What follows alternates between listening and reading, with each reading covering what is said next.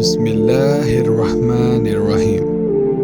اللہ کے نام سے شروع جو بڑا مہربان نہایت رحم والا ہے۔ تو آج کی سٹوری دوستو بہت ہی انٹرسٹنگ ہونے والی ہے اور بہت ہی یونیک۔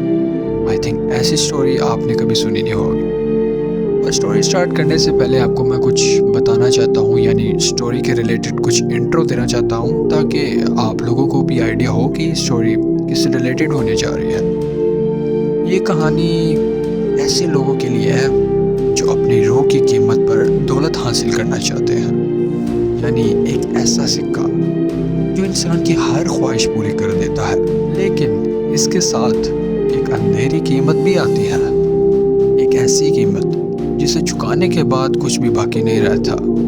یعنی یہ سٹوری بہت ہی سسپینس کریٹ کرنے والی ہے۔ تو ٹائم بالکل ویسٹ نہیں کرتے، چلتے ہیں اپنی سٹوری کی طرف۔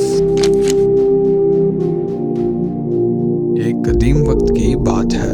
ایک خوبصورت سجے ہوئے ٹیبل کے ارد گرد 5 سے 6 لوگوں کا مجموعہ ہوتا ہے۔ اس سجے ہوئے ہال میں دنیا کے امیر ترین لوگ ایک چمکتے پرانے میز کے گرد بیٹھے تھے۔ ان میں سے ہر ایک نے بے شمار دولتیں جمع کی تھی، لیکن جو منظر آج ان کے سامنے تھا ویسا کسی نے کبھی خواب میں بھی نہیں دیکھا تھا۔ میز کے سرے پر ایک ایسا شخص بیٹھا تھا جو وقت سے ماورا دکھائی دیتا تھا۔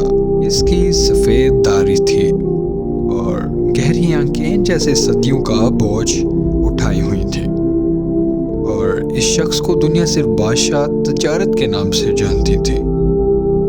حال میں ایک عجیب سا سکوت تھا، جیسے کہ وقت خود تھم گیا ہو۔ پھر بادشاہ تجارت نے اپنی مٹھی کھولی جس میں روشنی سے چمکتا ہوا ایک سکہ تھا، لیکن یہ کوئی عام سکہ نہیں تھا۔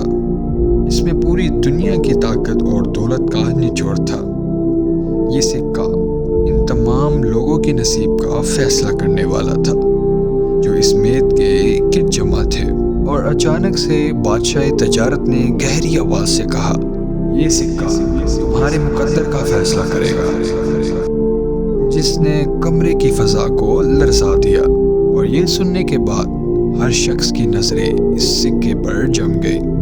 ہر کوئی جانتا تھا کہ یہ سکہ جس کے پاس جائے گا اسے ناقابل شکست طاقت اور دولت مل جائے گی، لیکن یہ تحفہ ایک قیمت کے ساتھ آتا تھا۔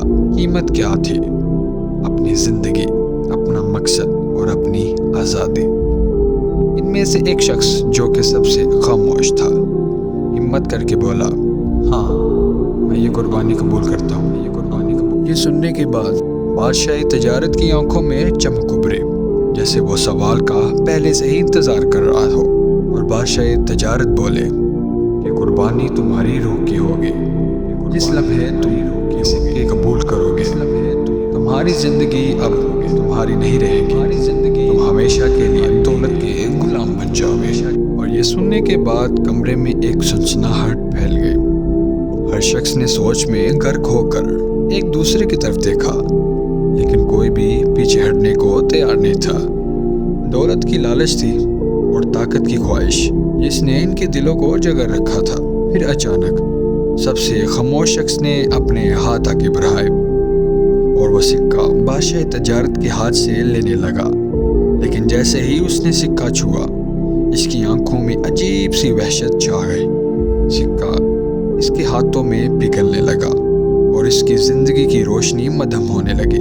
اور بادشاہ سلامت نے کہا، یہ وہی انجام ہے جو تم سب کا ہوگا۔ یہ کہنے کے بعد بادشاہ تجارت نے اپنی کرسی پر ٹیک لگا لی اور کہا، اب تمہیں فیصلہ کرنا ہے، دولت یا زندگی۔